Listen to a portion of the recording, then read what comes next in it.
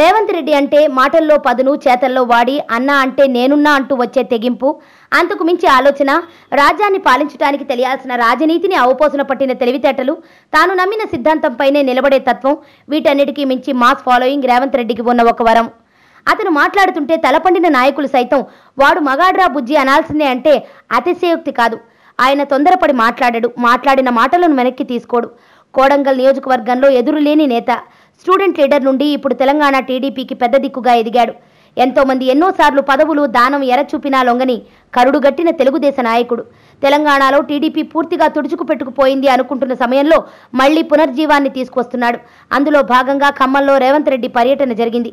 ఖమ్మంలో టీడీపీ చాలా వరకు నాయకులను అందరినీ కోల్పోయింది. కానీ రేవంత్ రెడ్డి యాత్రకు వచ్చిన స్పందన చూస్తుంటే ఒకప్పుడు తారక రామారావు గారికి వచ్చిన స్పందన గుర్తుకు వస్తుంది అనటంలో ఎలాంటి సందేహం లేదు. ఆ అశేషమైన జనసంద్రాన్ని చూసిన టీడీపీ క్యాడర్కి నూతనోత్సాహం వచ్చింది.